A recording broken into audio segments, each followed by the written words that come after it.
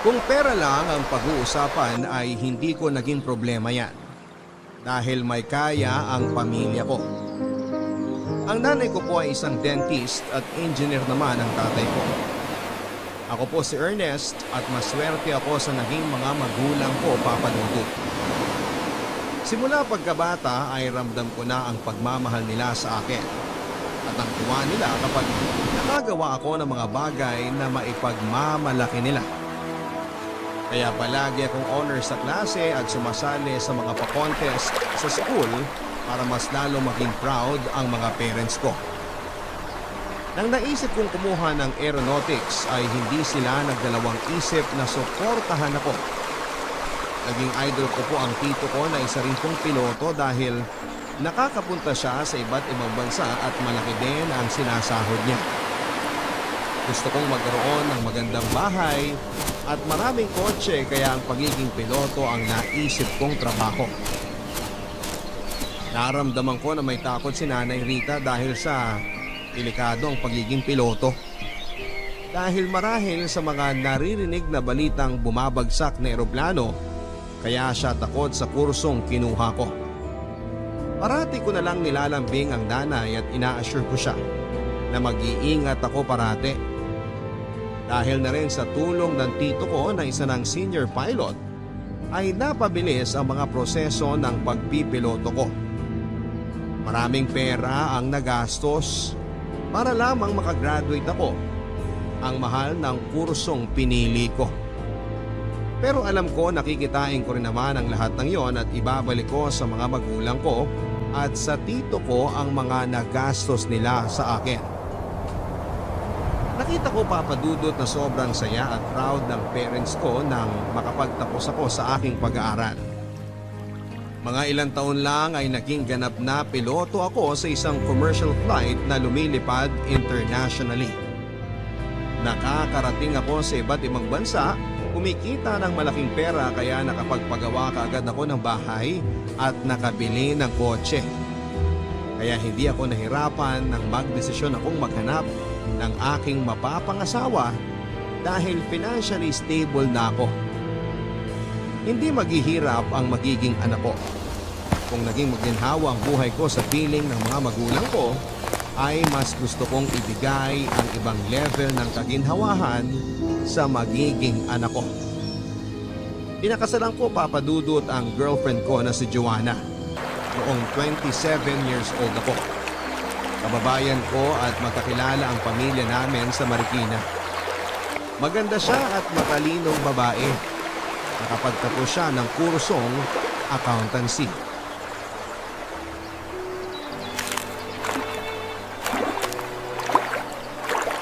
Anak, masaya ako para sa'yo. Bubuo ka na ng sarili mong pamilya. Salamat, Nay. Alam kong maaalagaan mo ang mga magiging anak ninyong dalawa ni Joanna. Sure ako mga gwapo't gwapa at matatalino ang magiging apo ko. Ilan ba ang plano mo na maging apo ko, ha, anak? Kahit ilan, Nay.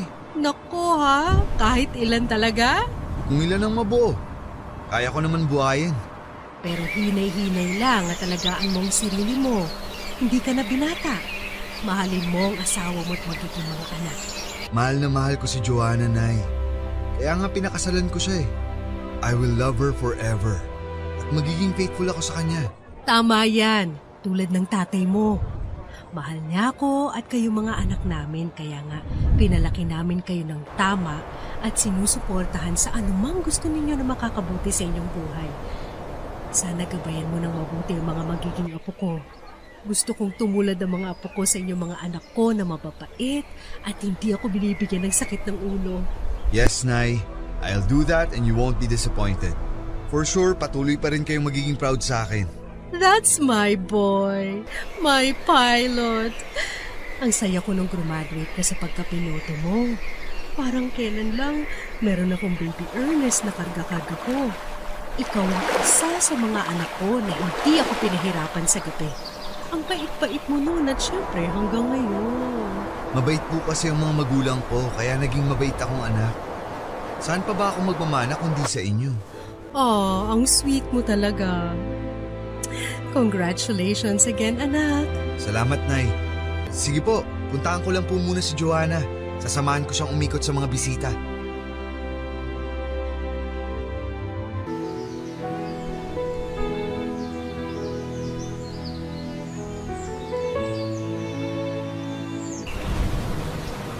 Joanna, Han, kamusta ang pagbubuntis mo sa second baby natin? Han, after ko may panganak si baby, magpa-planning na tayo ha. Ayoko muna silang sundan. Bakit naman? Gusto ko rin makapagtrabaho. Huwag na. Kaya ko naman buhayin ang mga magiging anak natin. Hindi ko kayo pababayaan. Alam ko naman na kayang-kaya mo kaming buhayin. Ang sa akin lang, Han, gusto ko rin magka-career. Karir naman ang pagiging ina at asawa sa akin. Ikaw talaga. Gusto kong matupad din ang pangarap ko. Gusto kong magtrabaho sa bangko. Delikado kaya magtrabaho sa bangko. Baka may mga masasamang loob na mang-hold up sa bangkong papasukan mo. Lahat naman ng lugar at trabaho delikado kung iisipin mo. Sabagay, tama ka naman dyan. Mas delikado pa nga yung pagpapalipad mo ng eroplano kung tutuusin eh. Ay, ito na naman po kami. Basta Han, huwag mo na akong sabayan. Huwag mo na rin akong kontrahin. Kapakanan mo lang ang iniisip ko. Kapakanan yun ng mga anak ko. Gusto kong lumaki ang mga anak natin na nasusubaybayan mo. Ako na maghahanap ng pera. Kinakaya ko naman kahit malayo ako sa inyo. Kaya kong buhayin kahit 1 dosena pa ang magiging anak natin. Ganyan ako ka-inspired, Han. Hindi pala biro yung sinasabi mo na 1 dosena ang gusto mo maging anak natin? Oo, hindi biro yun. Makaka-1 dosena talaga ako sa'yo kung makakalusot. Ako, ginawa mo naman akong baboy. Parang hindi ko naman kaya yung gusto mong mangyari. Isa pa, madali ako malulosyang yan. Alam kong maaalagaan mo ang sarili mo ng maigi. Ngayon nga, parang wala ka pang anak. Parang hindi ka nga buntis sa second baby natin eh. Tingin ko talaga forever mong mamaintain ang figure mo. Pero Ernest... Shh! Huwag na natin pagtalunan to, Han. Please. Han? Nandiyan ka pa ba? Sige na Ernest, nagising na si Earl. Tumawag ka na lang mamaya. Sige. I love you, Han. I love you too. Mahal ko si Joanna, Papa Dudut. At ayoko magtrabaho pa siya dahil kaya ko naman silang buhayin ng mga anak ko. Mas mabuti na rin na nasa bahay lang ang asawa ko para mas masabaybayan niya ang mga anak namin. Naalala ko kasi noong mga bata pa lamang kami na masyadong busy ang mama ko sa trabaho kaya para sa akin ay mas magandang nasa bahay lang si Joanna. Mas masusubaybayan niya ang paglaki ng mga anak namin habang ako ay nagtatrabaho at malayo sa kanila. Umabot sa 5 ang anak namin. Hindi naman kami nahihirapan financially dahil nga sapat naman ang kinikita ko sa pagiging piloto. Pero sa tuwing umuwi ako ay isang malaking diskusyon ang kagustuhan ng asawa ko na makapagtrabaho at huwag munang magbuntis. Para sa akin naman ay mas masaya ang bahay nang may maraming bata. Hindi naman ako nagkulang sa pagiging ama sa kanila. Kapag birthdays at may mahalagang okasyon, ay sinisigurado ko talagang present ako sa tabi nila. Parang Doremi ang mga anak namin, Papa Dudut. Halos hindi nabakante ang tiyan ng asawa ko. Kapag nakikita kami ng mga kaibigan ko ay sinasabihan nila ako ng ibang klase raw ako. Ang sipag ko raw gumawa ng baby. Ang sabi ko naman sa kanila na kapag kaya mong bumuhay ng 1 dosenang anak, eh di gumawa ka ng 1 dosenang anak. At para sa akin, Papa Dudut, dapat ay siguraduhin lang na mabibigyan ng sapat na edukasyon at natutugunan ng pangangailangan ng mga bata. Ito ang requirements para pwede kang magparami ng lahi. Ernest, kapag may panganak ko na tong pang-anim natin, pwede bang magpaligate na ako? Ano? Bakit mo naman gagawin yun? Tama na siguro ang 6 na anak. Ilang buwan pa lang nakakapagpahinga tong bahay bata ko eh. Meron na namang laman. Naman? Masaya kaya ng bahay natin. Kinaiinggitan nga ako ng mga kaibigan ko kasi pwede na raw tayong gumawa ng YouTube channel natin. Simulan mo na kaya mag-vlog, Han. Nasasabi mo lang yan kasi hindi ikaw ang nagbubuntis. Hindi ikaw ang mag-vlog kung gusto mo. Ang hirap, Ernest. Para na ako masisiraan ng ulo. Parati na lang ako nandito sa bahay. Wala na akong ginawa kundi magbuntis. Mag-family planning naman tayo. Ayaw mo naman akong painumin ng pills. Para sana kahit magpakasasa ka. Ang dami mong pinagbabawal. Han, maraming beses na natin napag-usapan to. Hindi ka magpapalaygate. Tapos, Hindi mo ako pinapakinggan eh. binibigay ko naman lahat sa inyo ah. Magandang bahay, magandang buhay. Nabubuhay ko naman kayo ng maayos. So anong problema mo, Joanna? Ernest, hindi ako nagpakasal sa'yo para maging paanakan.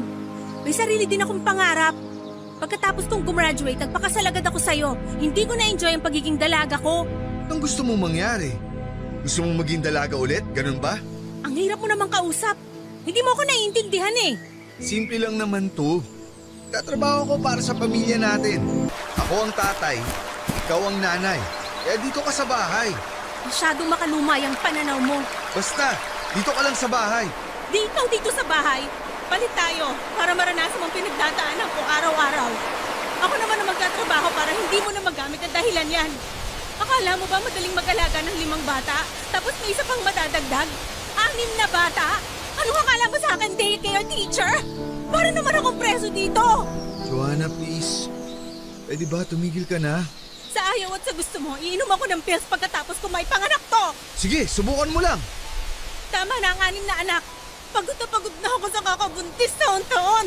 Pagod na ako sa buhay ko. Hindi lang naman dahil sa pera na bubuhay ang isang tao, Han. Gusto ko rin magkaroon ng fulfillment sa buhay. Sa ibang aspeto na pinapangarap ko noon. Kung ganito lang pala, mabubulok na lang ako dito sa bahay at mag-aalaga ng mga bata, eh bakit pa ako nag-aral at nagtapos ng college? Sana naging yaya na lang ako. Hindi kita maintindihan. Pinaiingitan ka ng mga kaibigan mo. Ito yung klase ng buhay na gusto sana nila para sa sarili nila. Maswerte ka, Han. Dahil bibigay ko lahat ng mga pangangailangan nyo. At higit pa. Tapos galit na galit ka sa akin kasi gusto mo magtrabaho? Nagpapatawa ka ba? Mukha ba ako nagpapatawa? Ha? Meron bang nakakatawa sa mga sinabi ko? Hindi mo kailangan magtrabaho. Marami tayong pera. Inuulit ko. Hindi naman pera ang habol ko. Gusto ko magkaroon ng buhay. Sige. Kung hindi kita mapipigilan, di ikaw magtrabaho. Dito lang ako sa bahay. Hindi haya. Ako ang mag-aalaga sa mga anak natin. Bukas, mag-apply ka na ng trabaho. Ang lakas naman ng loob mo magsalita ng ganyan. Bakit gaano ka ba katagal dito sa bahay? Oo, umuwi kapag may mga special occasion, pero hindi mo alam ang hirap na mag-alaga ng 5 bata araw-araw. Wala kang alam kasi wala ka naman dito. Kaya wag mo akong yabangan, Ernest. Provider ka lang pero hindi ka naging ama sa mga anak mo dahil hindi nila naramdaman ang presensya mo.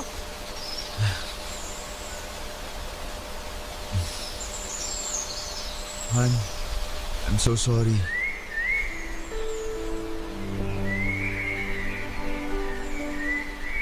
Natigilan ako sa sinabi ng asawa ko sa akin, Papa Dudut.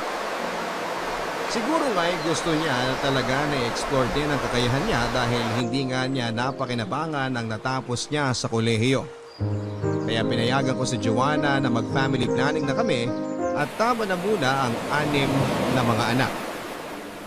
Ang usapan namin na kapag naging 2 years old na ang bunso namin ay pwede na siyang magtrabaho. Nakita kong masaya ang asawa ko nang makapagtrabaho siya sa isang bangko at na-embrace niya ang pagiging career woman. Hindi naman niya napapabayaan ang mga anak namin dahil meron naman kaming mga yaya na mapagkakatiwalaan na nagbabantay sa mga anak namin. At parating nakatingin din ang nanay Rita sa mga apo niya. Kaya naman naging okay ang takbo ng buhay namin, Papa Dudut. Pero nang tumagal ay ako naman ang nakaramdam na parang may dinadala akong bahagi ng aking pagkatao na may gustong puntahan at i-explore sa buhay. Na hindi lang pera at mga material na bagay ang makakapawi ng uhaw na ito. May hinahanap po ako sa pagkatao ko na dati ko nang inalis sa isipan ko na bala ko nang pagtuunan ng pansin, Papa Dudut. Gusto kong limutin na yon pero parang nakakabit siya sa puso't isipan ko. At gusto kong buksan ang maliit na butas na yon upang makahinga. 6 na ang anak namin ni Joanna. Pareho kaming may trabaho, piloto ako sa isang international commercial flight at sa bangko naman nagtatrabaho si Joanna. Maayos naman ang mga anak namin at wala kaming problema. Maliban na lamang sa gumagambala sa isipan ko ng matagal ng panahon, Papa Dudut. Gusto ko rin ma-explore ang sarili ko. Nalibot ko na halos ang buong mundo. Pero hindi ko pa nalibot ang sarili ko. Hindi ko pa kilala ng gusto ang sarili ko. Tulad ng isang eroplano, gusto kong sakyan ang sarili ko. Gusto kong lumipad sa kung saan niya gustong pumunta para mas lalo ko itong makilala. Noong 36 years old ako ay pumasok ako sa isang bar sa Malate, Papa Dudut. Na ako lang mag-isa. Walang nakakakilala sa akin doon. Parang isang bansa ang Malate. May sariling kultura, malayang nakakagalaw ang mga tao na para bang mabilis na mga jet plane na nagliliparan sa himpapawid. Unti-unting nakapag-adjust ang sarili ko sa paligid at sitwasyon ng gabing yon. Hanggang sa nakita ko na lamang ang sarili ko na katulad na rin nila ako. Naghahanap ng kaligayahan sa lalim ng gabi. Nakaramdam ako ng kakaiba sa aking kalamnan. Ito ay ang mundo na matagal ko nang iniiwasan. Ito ang lugar na alam kong magkakanlong sa aking pagkatao at magpapalaya sa akin sa pagkakakulong. Dito ko nahanap ang tunay na ako, Papa Dudut. Nakilala ko si Felix, isang college student sa umaga at bartender naman sa gabi. Matangkad siya, matipuno ang katawan at napakalakas ng kanyang sex appeal. Nang gabing yon ay nagkasundo kaming sumama siya sa akin sa bahay na binili ko sa bandang JP Rizal, Makati. At nangyari ang isang bagay na matagal ko nang gustong subukan. Bata pa ako, Papa Dudut, at attracted ako sa lalaki. Pero pinipigilan ko lang dahil ayokong ma-disappoint ang mga parents ko dahil parati kong naririnig sa kanila na hindi maganda ang maging isang bakla. Sinubukan kong ibaon yon sa pinakamalalim na parte ng aking pagkatao. Hindi ko pa naman maituturing ang sarili ko na bakla dahil wala naman akong mga senyales ng pagiging bakla mula nang subukan kong talikuran ang bahaging ito ng aking pagkatao. Hilig ko lang ang tumingin sa mga lalaki pero hindi ko naman binibigyan yon ng kakaibang ibig sabihin. Akala ko ay normal lang yon na guy crush, Papa Dudut. All this time ay mali pala ako.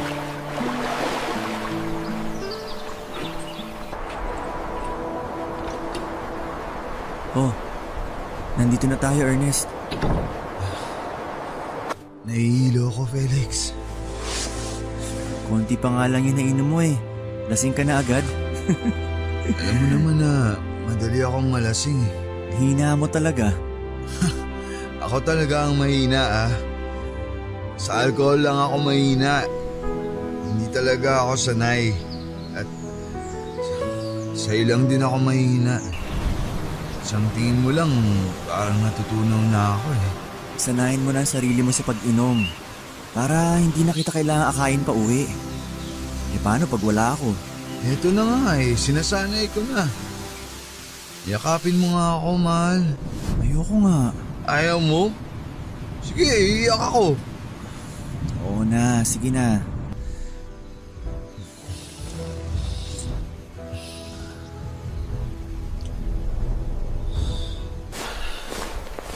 Huwag ka na kaya magtrabaho. Huwag ka nang pumasok dun sa bar. Kaya naman kitang buhayin. Dito ka na lang. Final na ba yan? Di na magbabago isip mo? Oo. Gusto ko dito ka lang. Hindi ba 2 taon na lang at tapos ka na sa pag-aaral mo? Oo. Konting tiis na lang at makukuha ko ng diploma ko. Basta, ako na lang ang pagsilbihan mo. Bibigay ko sa'yo lahat. Ang yaman talaga ng mahal ko. Hindi ba nakwento mo minsan na ayaw ng asawa mo na nasa bahay lang? Gusto niya nagtatrabaho rin siya? Gusto niya na may sarili siyang career? Oo, matigas ang ulo eh. Yun ang gusto niya kaya pinayagan ko na lang. Iba ka rin kasi. Hindi mo man lang pinagpahinga. Naka-anim na sunod-sunod na anak ka. Daig mo pa yung rabbit sa hilig mo ah. Mukhang sa alcohol ka lang talaga mahina. Halikan mo ako, mahal. Please, mahal. Paligayahin mo ako.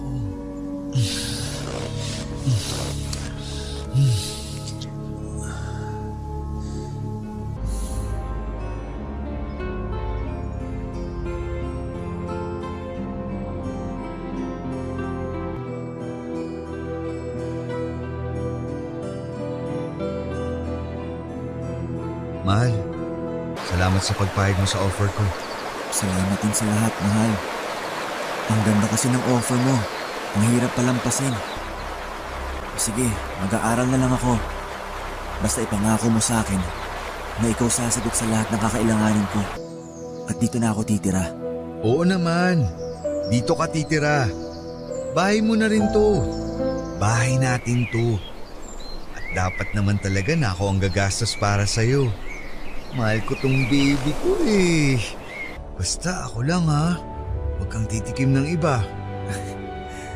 Bakit naman ako titikim ng iba? Malay natin. Ikaw talaga, mahal. Faithful ako sa'yo. Walang iba. Ikaw lang. Salamat. Balik ako dito sa weekend. Uwi lang ako sa family ko. Sige. Mag-iwan ako ng pera. Nga pala, mahal. Hilingin ko sa'yo na wala mo na sana makakaalam ng tungkol sa ating dalawa. Oo naman, mahal. Lalong-lalo na ang misis ko. Hindi niya dapat malaman to. Don't get me wrong, pero mahal ko ang family ko. Hindi ko alam kung anong mangyayari sa akin kapag malaman nila ang ginagawa ko at kung ano ang totoo kong pagkatao. Wala talagang idea ang misis mo tungkol sa pagiging bakla mo? Wala. Pero yung mga magulang mo, kapatid mo, Wala rin. Wala silang alam lahat. wow. Pwede pala yun, no? Hindi ka rin halatang bakla. Wala talagang kabakas-bakas. Gwapo mo nga eh, oh. Kagalang-galang kang tingnan. Mukha ka talagang matikas. Halatang kaya mong maka-6 na anak. Compliment ba yan o inaasar mo na ako? Pero thank you, mahal. Dahil pinaramdam mo sa akin na pwede kong gawin ang bagay na hindi ko kayang gawin noon. Takot lang siguro akong mahusgahan ng mga tao. Ng lipunan. Oh, huwag ka na malungkot. Isang mainit na halik lang yan. Halika dito.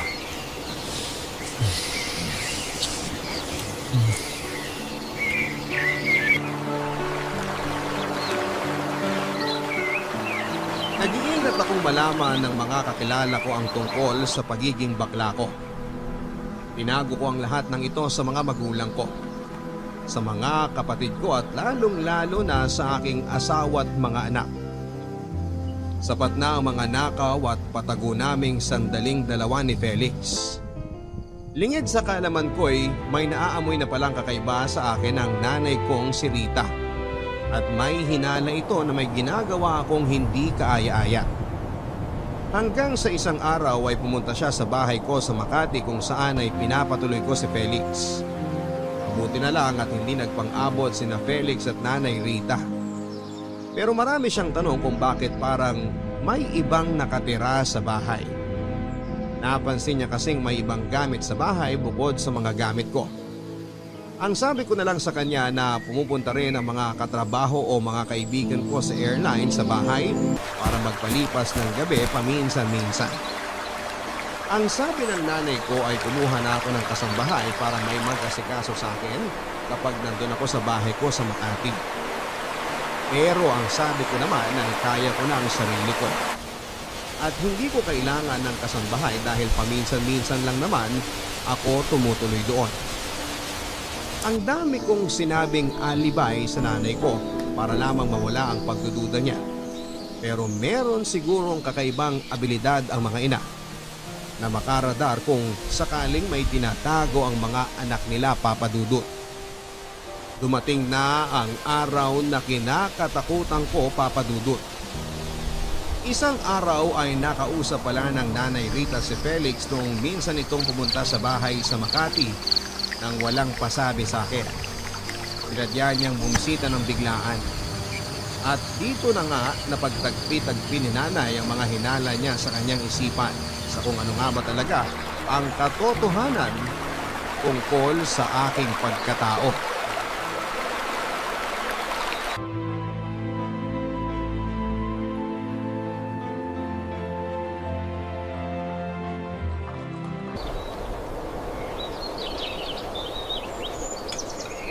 Kaano-ano mo yung Felix na yun?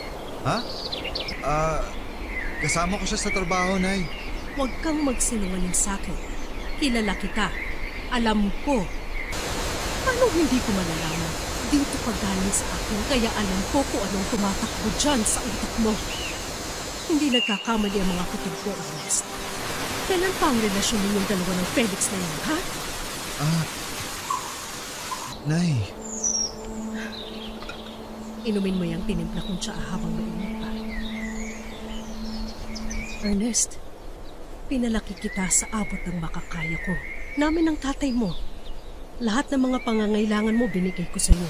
Sa inyo ng mga kapatid mo. Dahil gusto kong lumaki kayo na walang masabi sa akin at sa tatay ninyo. Alam kong tinatago mo lang ang lahat dyan sa puso mo. Tinatago mo sa sarili mo kung ano talaga ang gusto mo. Nararamdaman ko yun.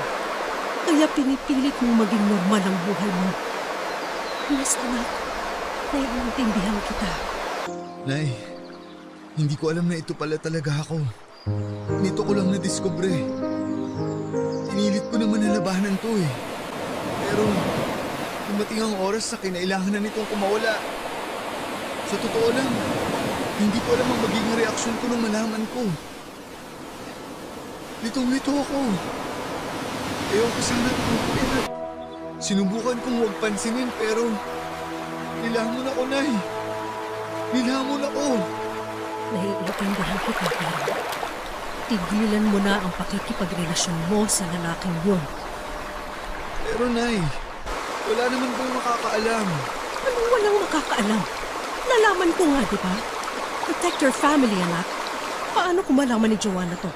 Anong mukha ang ihaharap mo sa kanya sa mga tao? Pinahihiyaan niyo ako? Ganon?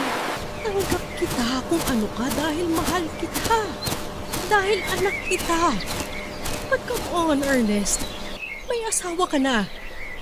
Tapos gusto mong ipaalam sa mga tao na bakla ka? Ganon ba, anak? Don't be a disappointment to us, anak. Please.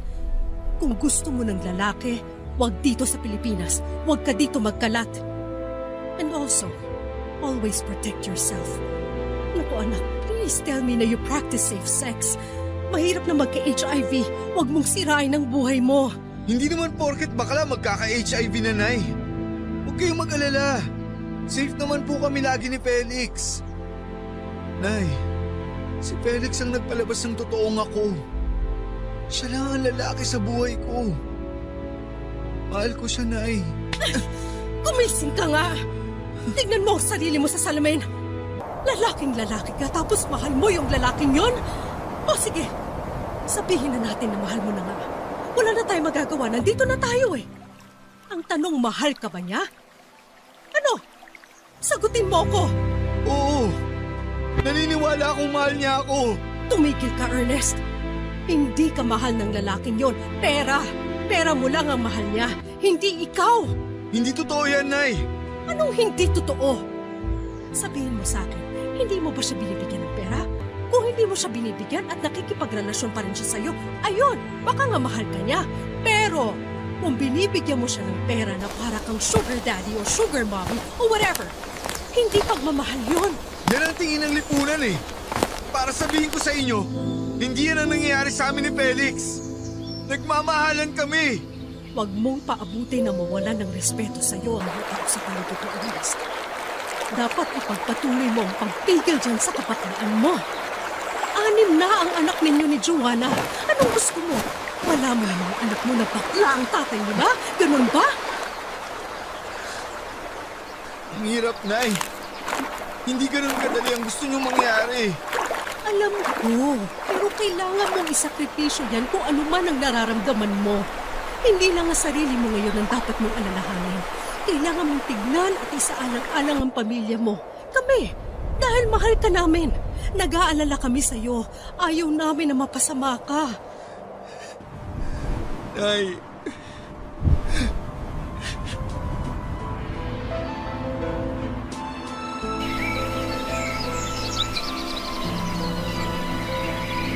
sa mga oras na yon ay hindi magkasundo ang utak at puso ko sa kung ano ang magiging desisyon ko, Papa Dudut. Tama rin naman si nanay pero mahal ko po talaga si Felix at hindi ko kayang iwanan siya. Pero sa kabilang banda ay hindi ko rin po kayang iwanan si Joanna at hindi ko po kayang masira ang pamilya ko. At ayoko magmukhang katawa-tawa sa mga anak ko. Kung masisiguro ko lang na hindi pupunta si Joanna sa bahay ko sa Makati at magiging sobrang busy siya sa kanyang trabaho sa bangko, ay hindi niya talaga malalaman ang tungkol sa aming dalawa ni Felix. Pero nanigurado na rin ako, Papa Dudut. Kumuha ako kaagad ng isang apartment para lang kay Felix. Para doon na kami magkikita kung gusto ko siyang makayakap at makatabi sa pagtulog. Hindi ko kayang isipin na sa isang iglap ay sasambulat ang lahat ng tungkol sa tinatago kong kabaklaan. Hindi ko kayang mawala si Joanna at mga anak namin. Hindi ko kayang mag-iba ang trato ng tatay ko, mga kapatid ko at mga kamag-anak namin sa akin. At ayaw ko naman na iwan ako ni Felix dahil iba ang naibibigay niyang kaligayahan sa akin. Binuo ni Felix ang pagkatao ko, Papa Dudut. Mahal ko ang pamilya ko, Papa Dudut. Alam kong hindi masisira kung ano man ang meron ako kung iwan ko si Felix. Pwede ko namang iwan na lang siya at talikuran. Pero it's easier said than done, Papa Dudut. Hindi ko talaga kaya na i-let go siya dahil may iba siyang naibibigay na kasiyahan at fulfillment sa pagkatao ko. Kaya naman ipinagpatuloy ko ang pakikipagrelasyon ko kay Felix at alam ni Nanay Rita ang lahat. Dahil sa mahal ako ng nanay ko ay isa na siya sa mga nagtatakip sa relasyon namin ni Felix. Dahil ayaw niyang masira ang pagkatao ko at kung ano ang naabot ko sa buhay. Pinaghirapan ko ang lahat ng tinatamasa kong ito, Papa Dudut, at ayaw niyang sa isang iglap ay mawawala ang lahat na parang bula. May mga pasundot-sundot pa ring salita si Nanay Rita sa akin at maging kay Felix para tumigil na kami sa aming relasyon na para sa kanya ay isang kahibangan. Ang sabi ko naman ay hindi bali ng nahihibang, basta makapiling ko lang si Felix. Iba talaga ang naging tama sa akin ni Felix, Papa Dudut. Nakapagtapos na ng college si Felix at gusto na niyang magtrabaho ng naaayon sa kanyang kurso. Ang sabi ko naman na huwag nang magtrabaho at ako na lang ang pagtuunan niya ng kanyang panahon. Pumayag naman siya. Kaya masaya ako na kapag kailangan ko ang yakap niya anytime ay nandyan lang siya para ibigay sa akin ang init ng kanyang katawan.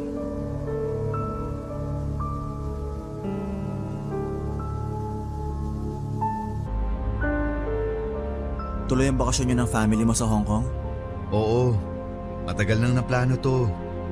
Sa susunod, tayo naman. Aasahan ko yan. Oo naman. Kailan ba ako nagbitiw ng pangako na hindi ko tinupad? Sabagay. Pero, ang nanay mo kasi. Oh, bakit? Ano meron kay nanay? Sabihan mo naman yung nanay mo. Sumusobra na kasi eh. Nakakasawa na. Nakakarindi. Putak ng putak eh. Kung pagsalitaan ako, ganun-ganun na lang. Kapag hindi siya tumigil, talagang iiwan na kita. Pwede ba mahal, kumalma ka lang. Hayaan mo na si nanay. Matanda na yun, kaya siya ganun. Huwag kang mag-alala, aayusin ko to. Akong bahala. Paano ako kakalma? Eh hindi mapigilan na bunganga ng nanay mo sa kakatalak.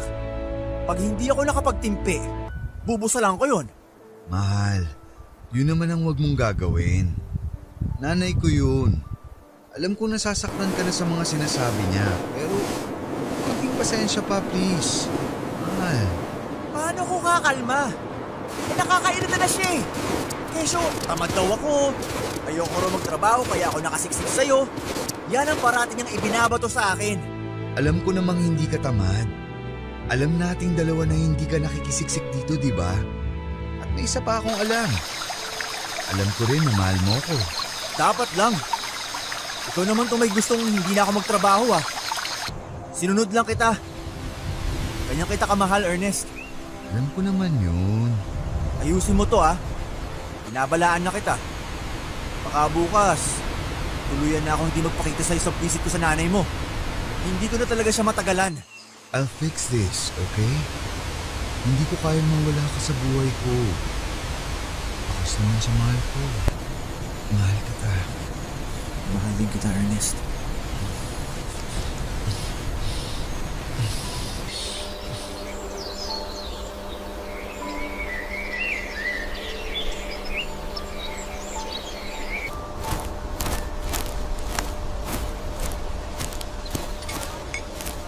Nay, tigilan mo na si Felix. Hayaan mo na kaming dalawa. Bakit? Ano bang sabi ng lalaking yun sa'yo, ha? Nag-iingat naman kaming dalawa. Alam mo, Ernest, ikaw itong sisira sa sarili mo. Tanggap kita kung ano ka, Pero hindi pwedeng ganito, ganyan. Paano yung nasabing tanggap niyo ako kung ang dami niyong kondisyon? may asawa ka na. Kung siguro wala ka pang pamilya, pwede ka manlalaki ng manlalaki. Alam mo bang pinagtatakpan na kita sa asawa mo? Nagsisimula na siyang magtanong. Naghihinala na siya na baka meron kang ibang babae. Kung alam lang niya na lalaki at hindi babae, baka mabaliw ang asawa mo. Nay, huwag niyo namang gawing katatawanan to, please. Hindi madali itong pinagdaraanan ko. Nay, ayokong malaman ni Joanna ang tungkol dito. Alam mo, kung hindi mo titigilan tong relasyon mo sa Felix na yan, malalaman at malalaman talaga ng asawa mo.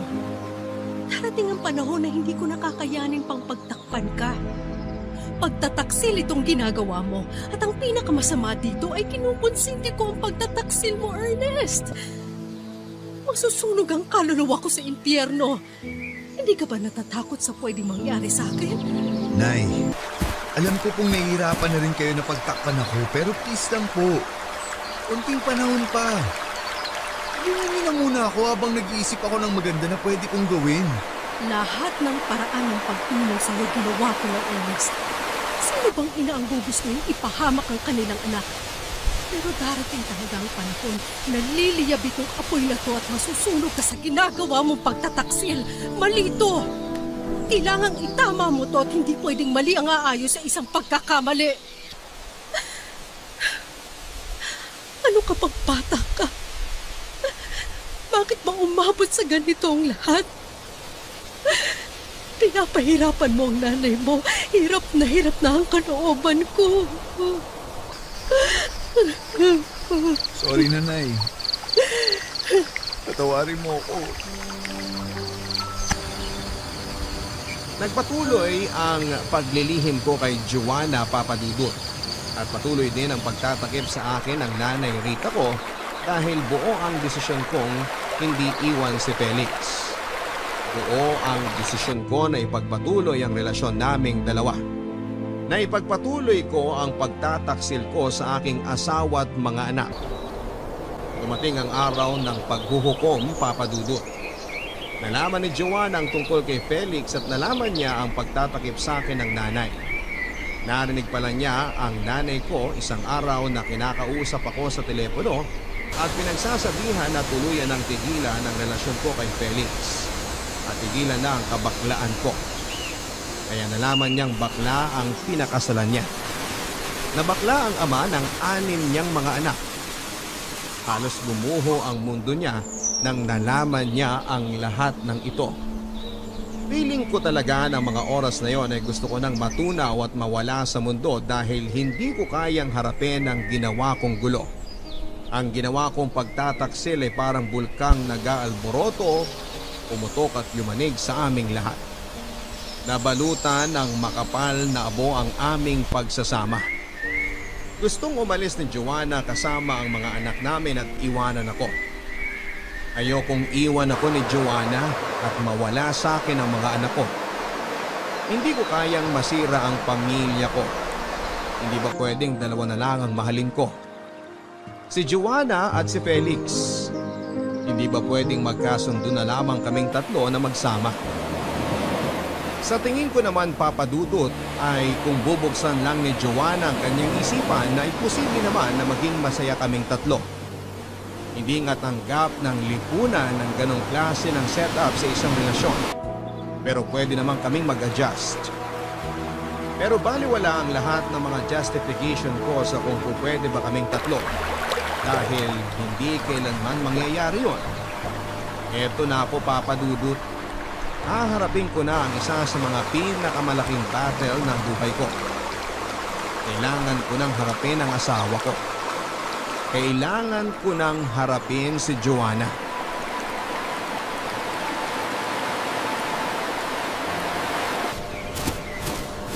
Han, please. Pinagbuka mo akong tanga!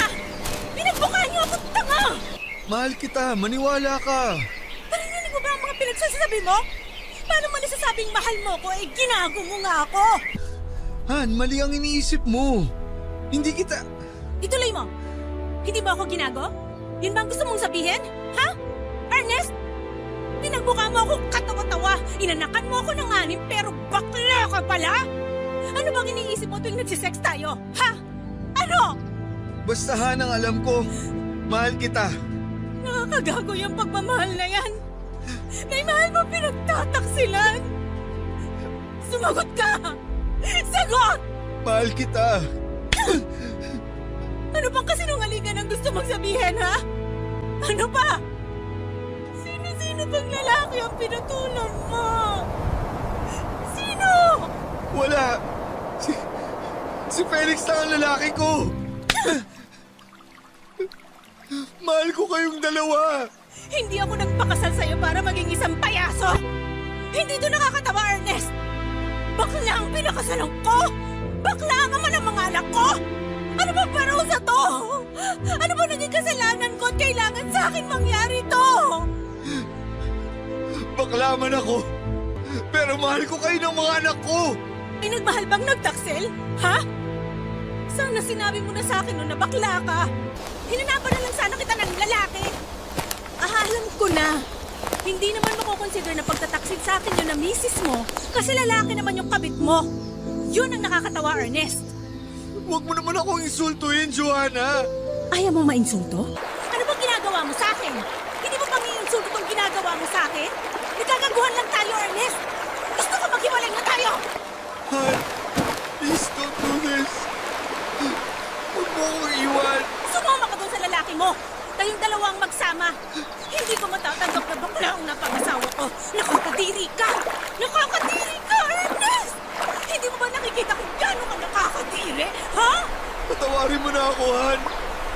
Sa tagal ng pagsasama natin, ngayon lang naman ako nagkamali. Ngayon lang kita nasaktan. Ano gusto mong gawin ko? Magsaya ko dahil ngayon ka lang nagkamali? Na mag-celebrate ako kasi ngayon ka lang sumablay? Ganon ba? Han, patawarin mo na ako, please. Bitiwan mo ako! Bitiwan mo ako! Wala na tayo! Tama na! Pwede bang gawin mo na lahat ng gusto mong gawin? Magpakabakla ka? Wala na akong pakialam! Hihiwalayan na kita! Joanna!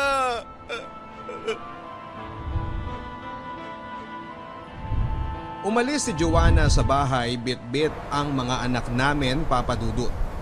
Walang ibang nakakaalam tungkol sa relasyon namin ni Felix at ang tungkol sa pagiging bakla ko kundi ako, si Felix, si Nanay Rita at si Joanna lang. Hindi rin ipinagkalat ni Joanna ang tungkol sa totoo kong pagkatao, bagay na ipinagpapasalamat ko ng lubos sa kanya. Wala siyang kahit na anong pasaring tungkol sa nangyari sa amin sa social media. Pinili niyang manahimik at itago na lamang sa sarili niya ang pinagdadaanan naming mag-asawa. Mas lalong tumaas ang respeto ko sa kanya nang dahil doon, Papa Dudut. Kahit sanay akong malayo sa kanila dahil sa pagiging piloto ko, ay kakaiba ang unang gabi na wala sa bahay ang mag-iina ko. Ang gabing iniwan ako ng babaeng pinakasalan ko. Nakakabingi ang katahimikan sa bahay ng gabing yon. Balisang balisa ako. Hindi ko alam ang uunahin kong gawin. Ang daming tumatakbo sa isipan ko at ang bigat ng puso ko. Para akong unti-unting nauupos na parang kandila papadudot. Ganito ba talaga ang pagiging bakla? Kailangan kong mamili kung itutuloy ko ang buhay kasama ni Felix o magpapatuloy sa buhay kasama ang mag-ina ko.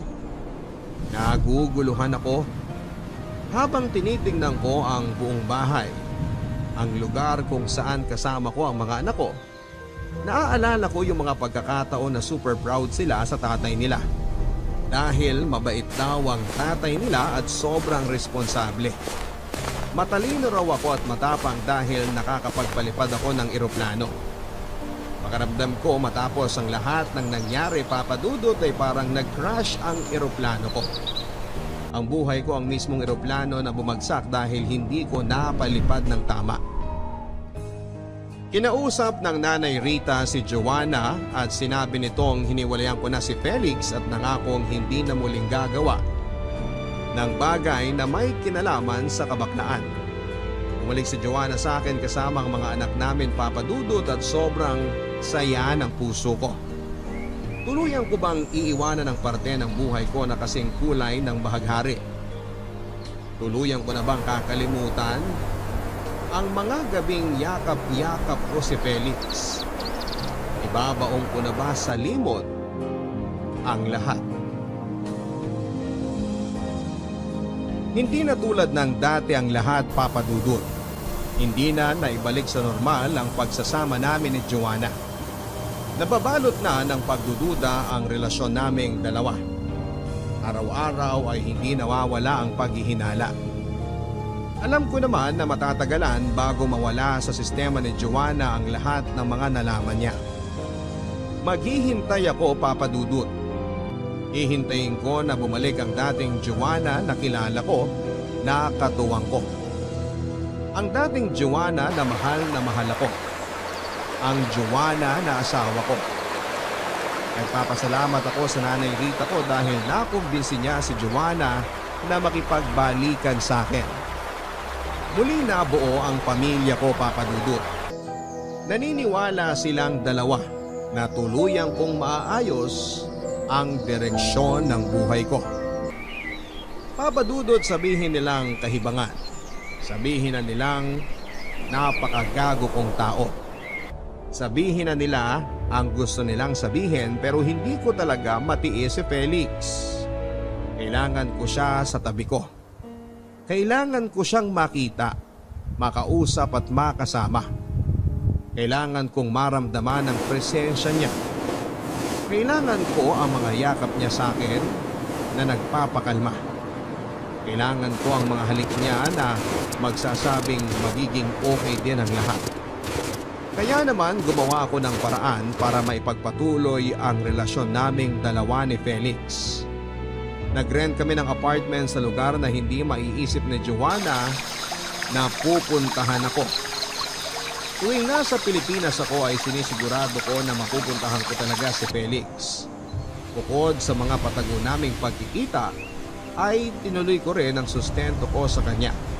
Sa kabila ng lahat ng pag-iingat at pagsisinungaling, ay malalaman pa rin pala ni Joanna na itinuloy ko ang namamagitan sa amin ni Felix. Talagang matindi ang pakiramdam ng asawa ko. Nagpasama pala si Joanna sa kaibigan niya sa trabaho para sundan ako at nalaman niya ang bagong apartment namin ni Felix. Ibang sasakyan ang ginamit ni Joanna kaya hindi ko napansin. Sasakyan pala ito ng katrabaho niya. Yun ang ginamit nila para sundan ako. Nagawa ni Joanna na manmanan ako sa mga kilos ko dahil nawawala na siya ng tiwala sa akin. Sobrang tindi ng galit sa akin ni Joanna. Hindi na niya napigil ang sarili niya dahil mas lalo ko raw siyang pinagmukhang tanga. Matapos daw niya akong balikan at matapos niya raw paniwalain ang sarili niya na totoong nagbago na ako ay sumigi pa rin ako sa pagtataksil sa kanya. Hindi ko na alam kung ano ang sasabihin ko sa asawa ko para mabigyan siya ng assurance na hindi na ako manlalalaki pang muli. Hindi na rin ako aasa na kakayanin pa ni Nanay Rita na kausapin si Joanna at kumbinsihin siya na huwag akong hiwalayan sa pagkakataong ito, Papa Dudut.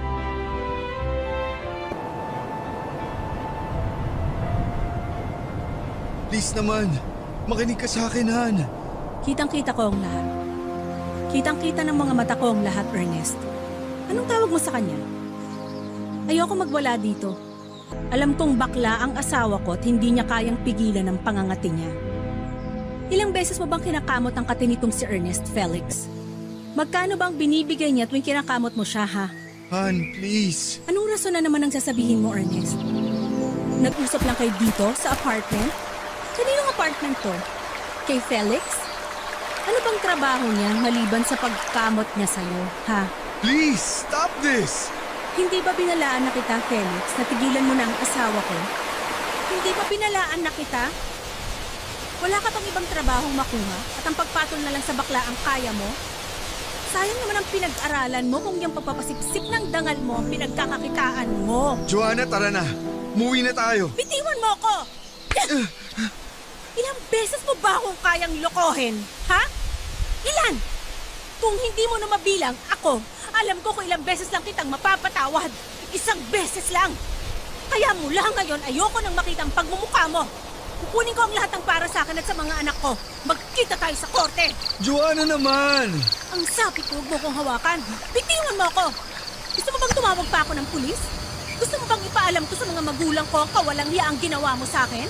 Gusto mo bang ipagsigawan ko sa kanila na ang pilotong si Ernest na asawa ni Joanna na merong 6 na anak ay isang bakla at ngayon ay may kinakasamang lalaki na sinusustentuhan niya?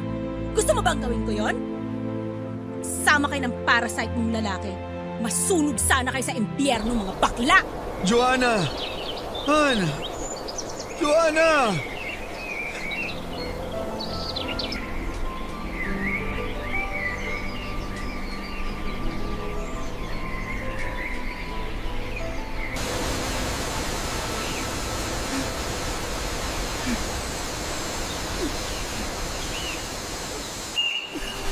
Nay! Ano bang iniiyak mo dyan? Tumigil ka nga. Eto, uminom ka ng tsaa. Itigil mo na yung pag-iyak mo. Kausapin mo si Joanna, Nay. Please. Sinabi ko na sa'yo na walang kahihinat na maganda yung pagkabakla mo niya. Okay naman na maging bakla ka, pero iba kasing sitwasyon mo. Mali ang ginawa mo, anak. Maling-mali. Sana iningatan mo yung pagkakataon na ibinigay sa'yo ni Joanna. Ngayong pinili mo ang pagkabakla mo, edi heto na tayo. Nandito na tayo ngayon sa puntong to. Alam mo bang pinag-uusapan na tayo ng mga kamag-anak natin? Kung ako ang tatanungin mo, sasabihin ko sa'yo ang totoo. Nahihiya ako. Hiyang-hiya. Dahil hindi maganda ang ginawa mong pagtataksil sa asawa at mga anak mo. Hindi maganda ang ginawa mong panloloko kay Joanna. Anak, hindi ko ikinahihiya ang pagiging bakla mo. Tanggap ko yun. Marami akong kilalang bakla at malapit ako sa kanila. Pero nabubuhay sila na walang sino mang niloloko. Hindi sila naglihim. Naging totoo sila sa sarili nila at sa mga tao sa paligid nila. Wala silang inagrabyado.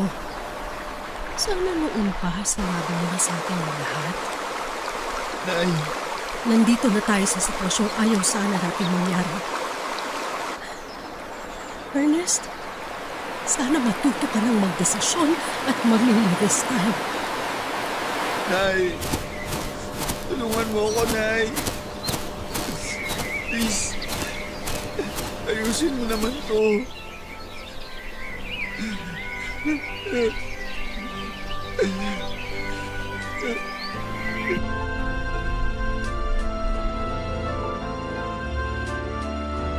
Kumalat ang balita, Papa Dudut, at parang apoy na nasusunog na lumang bahay na gawa sa kahoyon.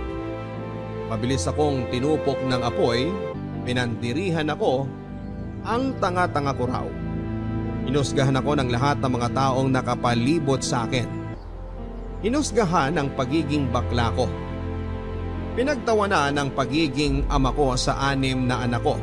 Pero bakla naman pala ako at lalaki din daw ang gusto. Wala daw sa itsura ko ang pagiging bakla. Kung ano raw ang tikas ng aking panlabas, ay siya namang lambot sa loob ko. Lambot daw na itinatago ko pa. Hindi na raw ako nahiya at bumuo pa raw ako ng malaking pamilya. Bakit daw ako naging piloto bakla naman ako? Ano ba dapat ang bakla? Napaka-backward ng thinking ng mga tao sa isang bakla, sa isang pag-ibig. Hindi ko inisip ang kung ano ang sasabihin nila sa akin. Ang gusto ko lang naman ay matanggap ako ng pamilya ko.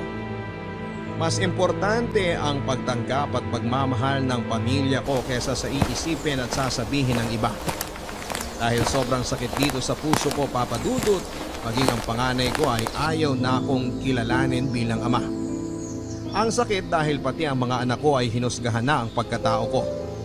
Hindi ko dinajustify, Papa Dudut, maaaring mali sa paningin ng marami, pero nagmahal lang naman ako. Sa kabila ng lahat ng yon ay hindi ko naman pinabayaan ang pamilya ko. Lahat ng pangangailangan nila ay ibinibigay ko. Sinuguro kong maayos ang paglaki ng mga anak ko. Sinikap kong maibigay sa kanila ang best education na posible nilang makuha. Tuloy ang pagsasama namin ni Felix at pinayagan ko na rin siyang magtrabaho si Felix. Para raw hindi magmukhang ako lang ang gumagastos at hinuhut-hutan niya ako, Papa Dudut. Maswerte siyang nakapasok sa isang kilalang kumpanya sa Pasig. Rank and file pa lamang siya. Pero kung magsisipag siya ay walang duda na mabilis siyang mapopromote. Marunong naman si Felix. Dahil ayaw na talagang makipagbalikan sa akin ni Joanna, ay si Felix na ang itinuring kong katuwang. Nakisuyo na lamang ako kay Nanay Rita na ibigay sa mga anak ko ang nararapat na suporta, sustento dahil wala silang kasalanan sa lahat ng ito. Sinubukan ko ring paabutan kay Nanay si Joanna pero hindi naman ito tinatanggap. Nagdaan ng ilang taon at nag-iba na si Felix, Papa Dudut. Parati siyang busy sa kanyang trabaho at parang wala na siyang oras para sa akin. Gusto ko sana na kapag nandito ako sa Pilipinas ay ibubuhos niya sa akin ang oras niya. Papapakin niya ako ng mga halik at bubusugin ng mga yakap niya.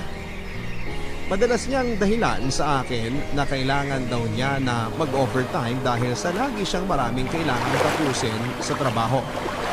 Kailangan niya raw na maging productive sa trabaho kung gusto niyang ma-promote sa kumpanya. Pero nagdududa ako, Papa Dudut. Naramdaman kong may iba na siya. Sa pagdududa ko ay nauwi ako sa paghingi ng tulong sa isang kaibigan. Bakla rin siya at naiintindihan niya ang pinagdadaanan ko. Nauwi kami sa isang solusyon sa problema ko, ang matyagan si Felix. Gamit ang social media ay madali nang maghalungkat ng mga impormasyon. Lalo na kung active sa social media yung tao. Eksakto naman na ma-post ng kung ano-ano si Felix. Sa makatuwid ay naging stalker ang kaibigan ko, Papa Dudut, at sobrang sakit sa akin nang mapagdikit-dikit na niyang lahat ng mga nakuha niyang impormasyon. Nadurog ako nang malaman ko ang tinatago sa akin ni Felix.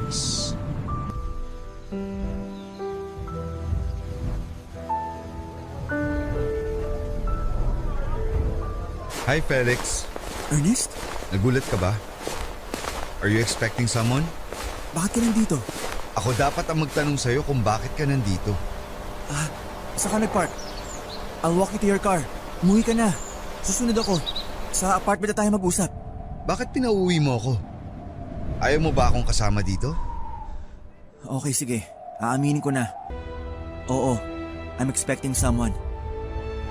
Please, Felix. Huwag kang gumawa ng gulo. So, tama nga lahat ng mga hinala ko. Mahal ko siya. Hindi ko akalaing aabot ako sa punto na kakailanganin ko ng babae sa buhay ko, Ernest. Don't get me wrong. Mahal din kita, pero... Pero ano? Pero wala kasi ako ng kung anumang na ibibigay niya sa'yo pag bumubuka ka siya, ganun ba? Hindi, Felix. Hindi mo ako mahal. Ano ka bang gusto mo?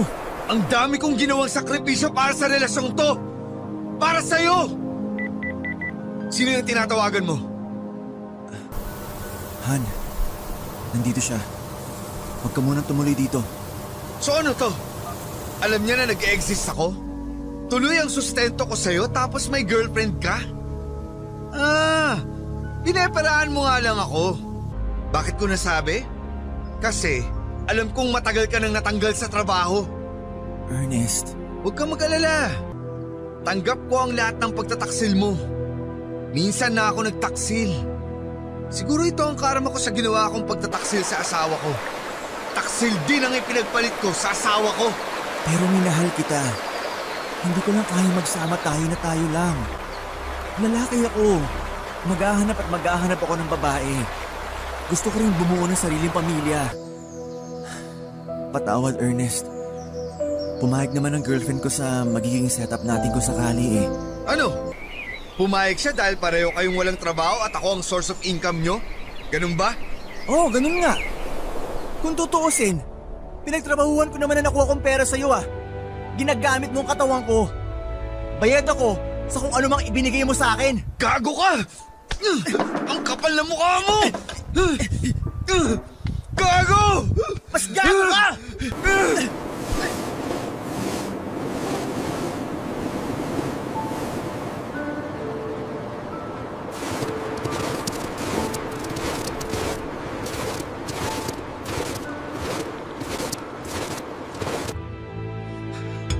Magtsaka, anak.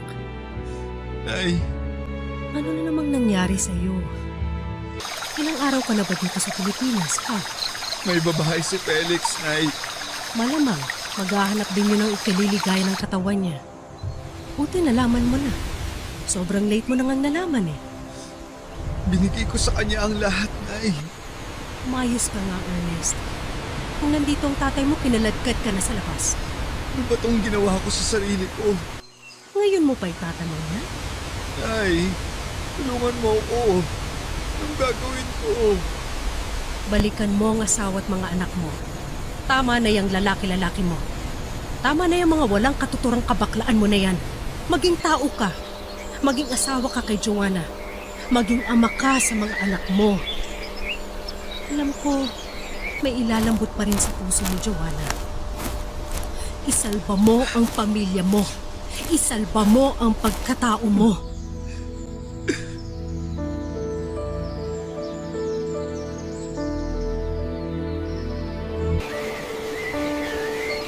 Hindi na ako masaya sa buhay ko, Papa Dudut. Dahil hindi naman ako makalapit sa pamilya ko, lalong-lalo na sa tatay ko. Mabuti na lamang ay naging ina pa rin si Nanay Rita sa akin. Hindi niya ako matiis. Nakipagayos ako sa mga kapatid at sa tatay ko. Sinubukan ko halos araw-araw na kausapin si Joanna pero ayaw na niya talaga. Hindi ko na alam kung ano ang gagawin ko para patawarin at tanggapin niya ulit sa buhay niya. Gusto ko pa rin sanang gampanan ang pagiging asawa ko sa kanya at tatay sa aming 6 na mga anak. At kahit naman tinuloy ko ang relasyon namin ni Felix matapos akong iwan ni Joanna sa pangalawang pagkakataon, ay hindi naman papadudot na wala ang pagmamahal ko sa kanya. Gusto ko nang magbago talaga. Kailangan ko lang labanan ang urge na nararamdaman ko sa mga lalaki. Hindi naman masama ang pagiging bakla. Ang masama ay ang magsinungalin at lokohin ang mga taong nagmamahal sa iyo.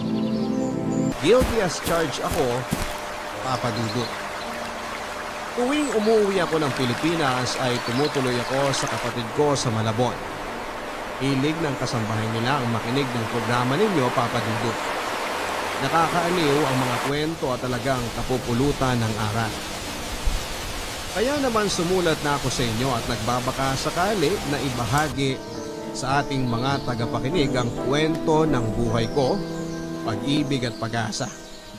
Alam ko na mas marami ang mga listeners natin ang mas may mabigat na pinagdaraanan. Pero sana kahit papaano ay nakapaghatid ng konting kalinawagan itong kwento ko. Gusto ko sana makiusap sa lahat na sana huwag tayong manghusga ng tao. Sana ay pilitin natin o pag-aralan nating intindihin ang sitwasyon na pinagdaraanan po ng iba. Palawagin natin ang ating pananaw tungkol sa pag-ibig. Anuman ang maging kasarian. Sana ay huwag tayong maging taksil sa mga minamahal natin. Dahil dito nag-uumpisa ang ikakasira ng inyong pagmamahalan at ikakawasak ng inyong pamilya. Tulad ng nangyari sa akin.